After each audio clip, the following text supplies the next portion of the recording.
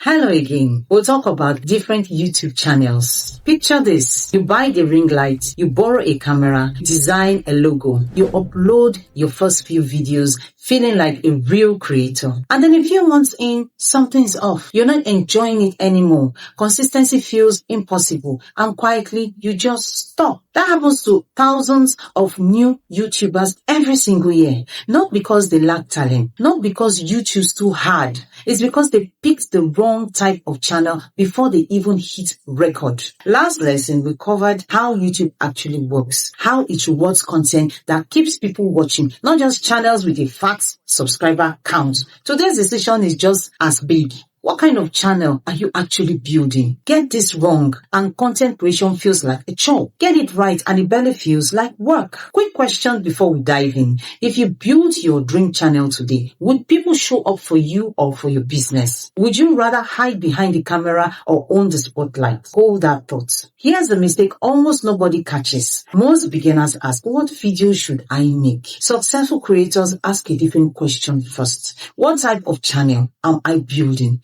That question comes before everything else. Nail it and your audience, your consistency, your trust, and even your income all get easier to figure out. It's like building a house. You don't pick paint colors before you've decided what the house even is. So let's start with the big one. Personal brand channel built around you, your personality, your story, your voice. People don't just show up for information. They show up for you. Ever notice how some creators could talk about literally anything and people still watch? That's personal branding. Eventually, viewers stop thinking, I'm watching a video and start thinking, I'm watching them. That's a completely different relationship. Think about two teachers explaining the same lesson. One reads flatly from a textbook. The other tells stories, laugh at their own mistakes, get genuinely fired up about the topic. Who do you remember?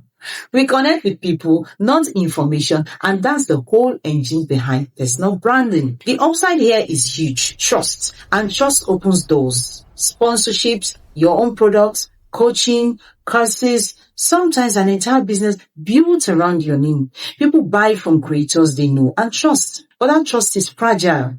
Audiences expect consistency and honestly, one viral video might bring people in, but trust is what actually keeps them there. If you love teaching, connecting, and being known over time, this lane is for you. And here's the encouraging part. You don't need to be famous first. Every huge creator today started at zero and simply stayed consistent long enough to get discovered.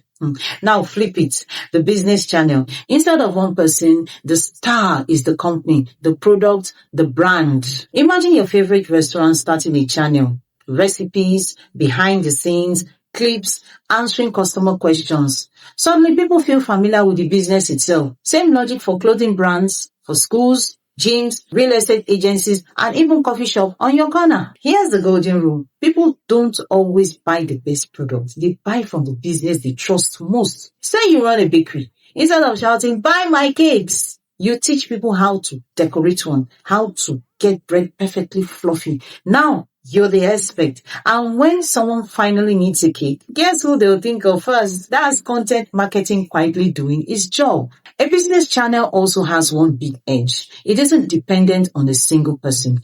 Different team members can show up and the channel keeps growing regardless. But honestly, the strongest channels often blend both. Personal brand and business brand aren't rivals. Most of the time, they are teammates. All right.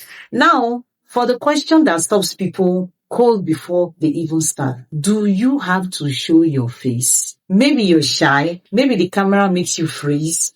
Maybe you're just worried what people back home will think. Good news. No, absolutely do not have to show your face to succeed on YouTube. A Faceless channel is exactly that. No on-camera creator. Instead, screen recordings, slides, animations, AI avatars, whiteboard visuals, gameplay, fun recorded tutorials, and here's the twist that surprises everyone. Some of the biggest channels on all of YouTube are completely faceless, racking up millions of views a month purely because the content genuinely helps people. Success was never really about your face. It's about whether your content solves a problem. Think about the last app tutorial you watched. Did they need to see your face or just a clear, useful explanation? AI tools have made this route easier than ever. Voiceovers, avatars, editing, all of it. So if I'm not confident on camera has been your excuse, drop it. Start with what you've got. Which brings us to the flip side. On camera channel, the style most people picture when they hear YouTuber, talk straight to the audience, expressions, energy, personality, all visible. And that builds trust fast. Almost like a real conversation. Great for teaching, motivating, reviewing, building a personal brand. But here's the catch nobody tells you. Being on camera doesn't automatically make a video good. A boring video with a face is still boring.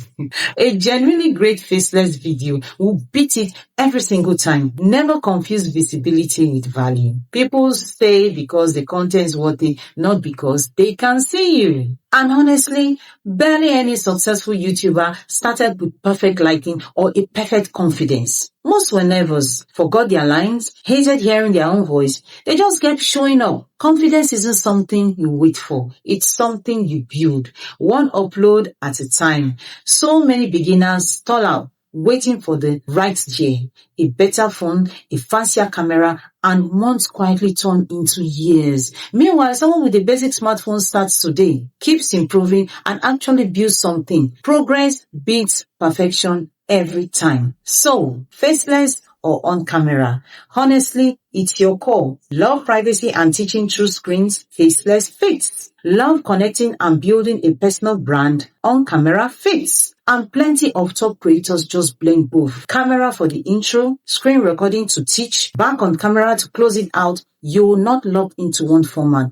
The only real goal is whatever helps your audience learn best. So now you have all four lanes: personal brand, business, faceless, on camera, which honestly puts you ahead of most people who are still thinking about starting. But knowing the categories isn't the finish line. You've got to actually pick one based on your growth strengths and long-term vision, not on whatever is trending this week. You're not building this for a month, you're building it for years. And the right choice is simply whichever one you can stay consistent with. Quick warnings before you go. Don't fully copy another creator. Learn their strategy, not their identity, because your uniqueness is your edge. Don't flip your whole channel direction every few weeks either. Vlogging one week, gaming the next. Your audience just end up confused about what you even stand for. And please stop believing expensive gear builds successful channels. Great content beats expensive equipment always. And if you want to speed up that whole process,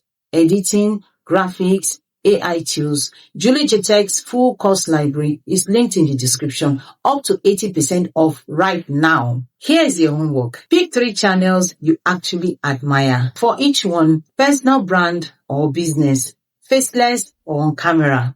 What do you admire most? And what can you steal respectfully? For your own channel, study them, don't copy them. You've already come further today than most people ever will. Next lesson, we'll start taking real practical steps towards actually building your channel. See you there.